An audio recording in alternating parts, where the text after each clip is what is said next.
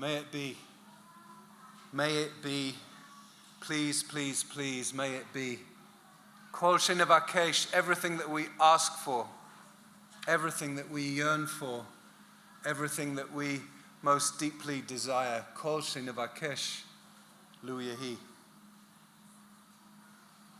These words will be very familiar to some of us and probably not at all to others.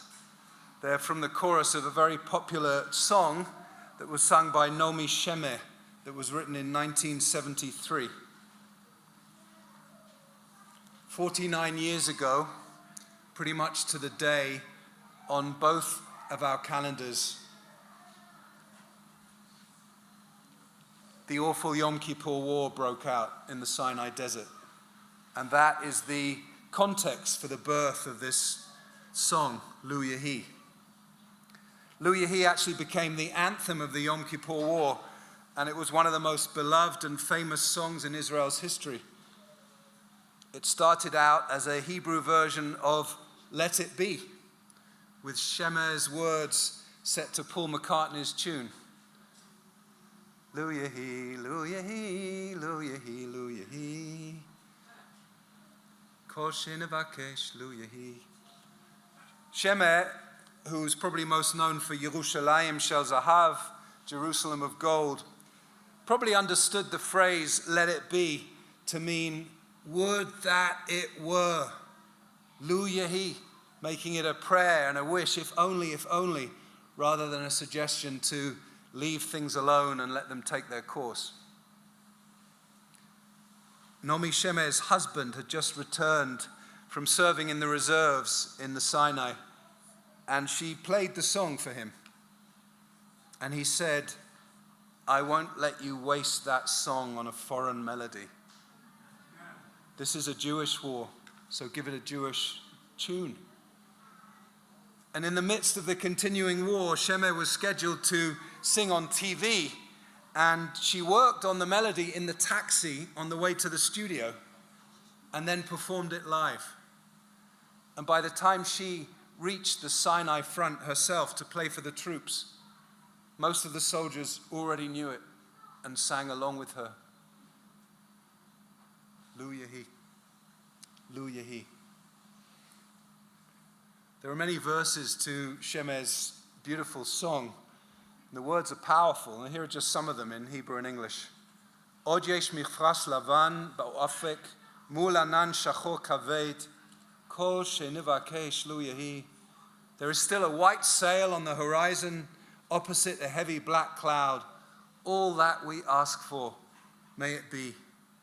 What is that sound that I hear? The cry of the shofar and the sound of drums. All that we ask for, may it be. Lu tishama betoch kol ele gam tefila achat mipi kol shenevakesh lu yehi. If only there can be heard within all of this one prayer from my lips. Also, all that we ask for, all that we seek, let it be, may it be. This is the end of the summer, the end of the path. Allow them to return safely here. All that we seek, may it be. And if suddenly rising from the darkness over our heads, the light of a star shines, all that we ask for, may it be. Az ten shalva v'ten gam koach l'chol ele shenohav kol shenevakesh lu yehi. Then grant tranquility and also grant strength to all of those we love. All that we seek, Lu Yehi. Lu Yehi, Lu Yehi, Ana Lu Yehi, Kol shenevakesh Lu Yehi. The story of this song is told in the remarkable book that was published earlier this year by the Canadian-Israeli author Matty Friedman. The book is called Who by Fire? Leonard Cohen in the Sinai. And it tells the incredible story of the brutal Yom Kippur War through almost unknown accounts of Leonard Cohen's surprise and sudden visit to the Sinai to support and play for the troops. The role that music played in that awful war. Cohen's, Shemer's, Oshik Levi's, Yafa Yakoni's, Mati Caspi's, Meir Ariel's, and others is presented as a very moving backdrop to the stories of devastating loss of life, hope, and morale. Some of the music up to that point in Israel had been kind of folksy, entertain the troops with accordions type music. But when Leonard Cohen, an artist that I have loved and admired for years and even saw live at Red Rocks, he brought something very different. This was before Cohen had written Hallelujah or Anthem or Who by Fire, and he would sing in the Sinai songs like Suzanne, So Long Marianne, Bird on a Wire, which had such emotional and spiritual depth to them. And he also wrote, while he was there, verses to his song Lover, Lover, Lover. And they were never published. They go like this. I went down to the desert to help my brothers fight. I knew that they weren't wrong. I knew that they weren't right. But bones must stand up straight and walk, and blood must move around, and men go making ugly lines across the holy ground. Friedman, based on archives, memoirs, and conversations with people who were there, describes the role and the impact of some of Leonard Cohen's music in the following way. He says Cohen's text worked on different frequencies, like the best prayers. The melody served the function ascribed to music by the Hasidic rabbis to make feeling and meaning available to those unable or unwilling to understand the words, or even to suggest feelings and meanings for which words fall short. A young pilot who was there at the time, called Shoshi, remembers squeezing into a packed theater where Cohen was playing, and the only place left was on the floor right in front of the poet-artist himself. And he recalls, we were two kids in fight suits. I remember him looking at us a lot. The war was at its height. We had losses. It spoke to me. The melodies were familiar. We didn't understand all the words, but it penetrated the heart. We didn't understand the words, but it penetrated the heart. The power of music to penetrate the heart and to help us access feeling and meaning goes way beyond the ravages of war, of course. And many of us can relate to this through our own experiences of music. Music that opens us up to deep emotion. And it certainly connects to the power of Yom Kippur itself, where the combination of music and liturgy and prayer and ritual and community allow us to ascend and transcend. It was only a few months later, back on the Greek island of Hydra, that Cohen started writing his classic song, Who by Fire, riffing on the Unatana Tokef, the haunting prayer at the heart of these days of wars that we're going to be chanting tomorrow. Although he never stated it publicly, it seems extremely likely that this creative masterpiece from our liturgy came from his experience just the previous Yom Kippur, or just after the previous Yom Kippur, in the middle of the war in the Sinai desert. Who by fire, who by water, who in the sunshine, who in the nightmare, who by stern command, who by his own hand, who in the midst of love, who by the angry mob, and who shall I say is calling? Who shall I say is calling? One of the most moving stories in that book, Who by Fire, is of Beit Hashita, a secular kibbutz in the north of Israel that was devastated by the loss of 11 young men in that Yom Kippur War. In 1990, 17 years later, the beloved songwriter Yair Rosenblum was visiting the kibbutz, and he ended up writing a new melody for Unatana Tokef, and he recruited a kibbutz member called Hanoch Albalak, who had a beautiful voice, and they sang it at the end of the ceremony that they had on this kibbutz on Erev Yom Kippur that year. And that singing, according to so many accounts of it, broke open the heavens.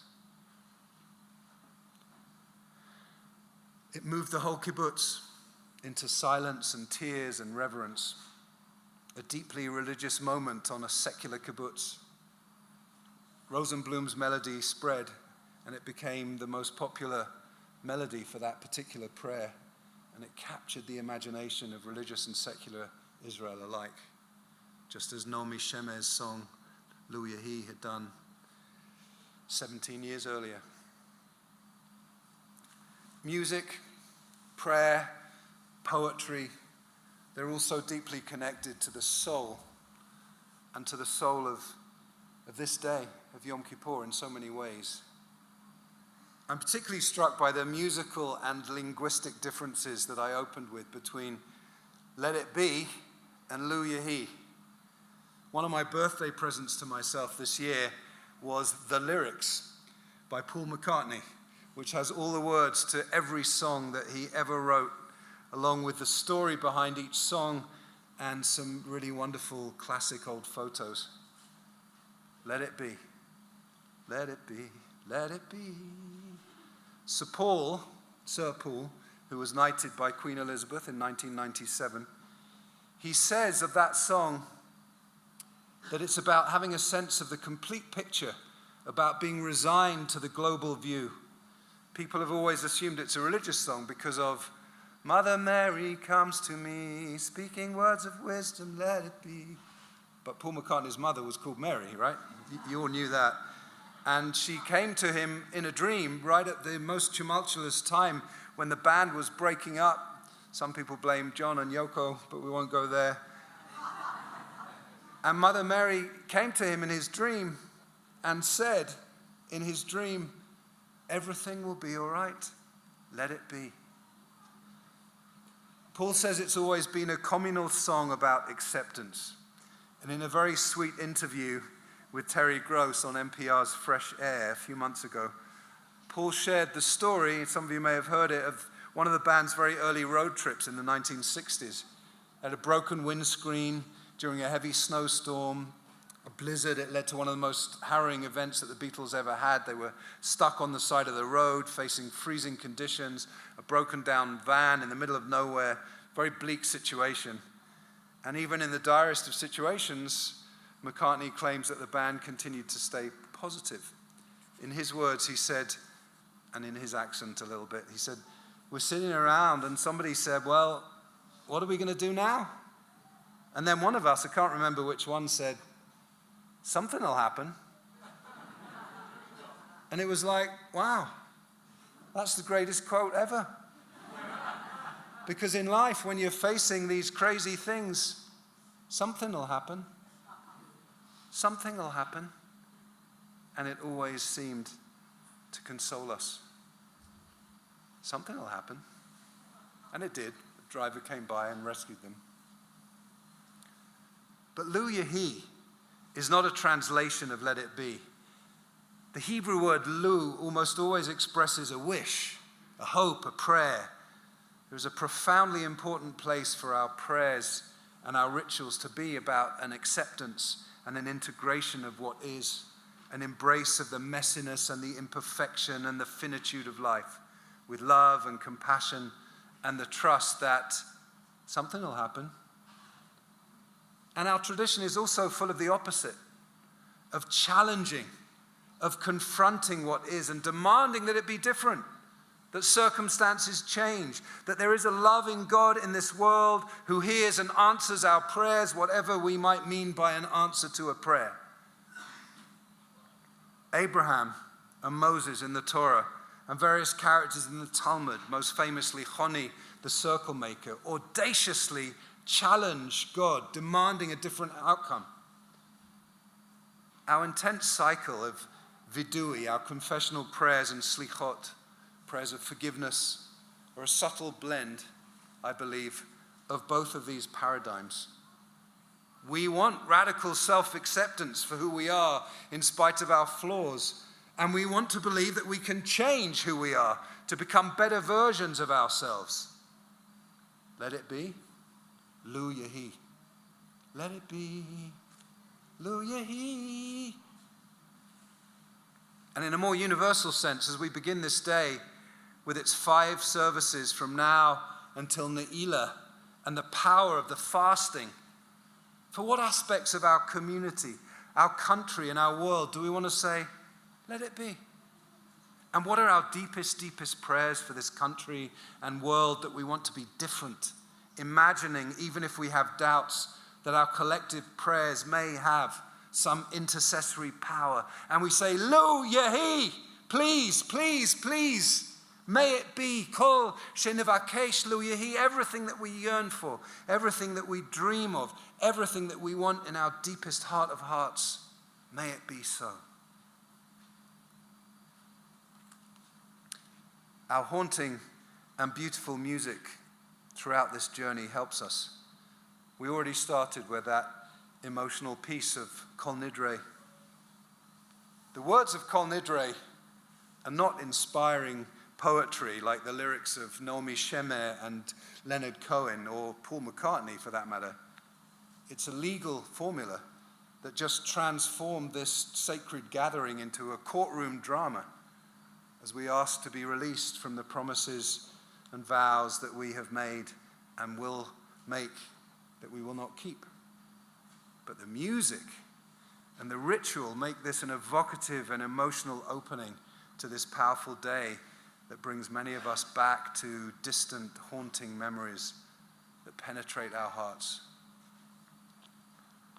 Like Naomi Shemer and Leonard Cohen in the deserts of war, the powerful music has the capacity to open and to feel, to derive meaning beyond words, giving us the courage, perhaps, to wage that inner war within ourselves, releasing ourselves of the demons of negativity. Joey Weissenberg, founder and co-director of Hadar's Rising Song Institute, who has been my main musical inspiration in preparing for these days of awe.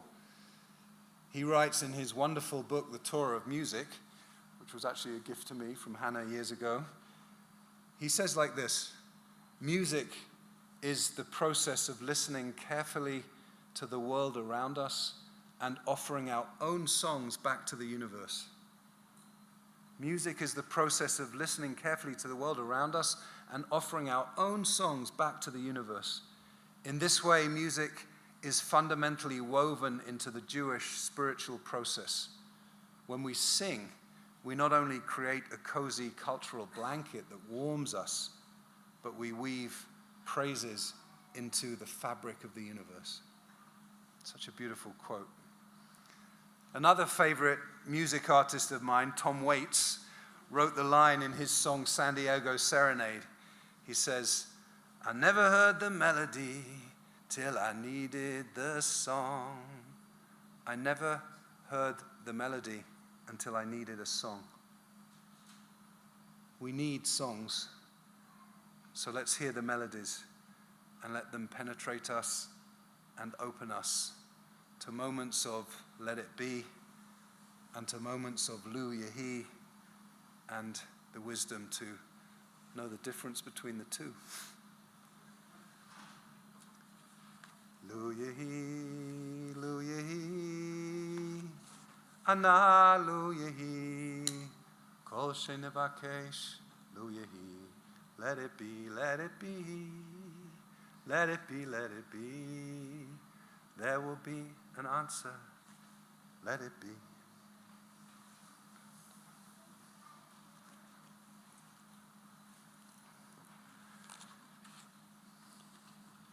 We're going to transform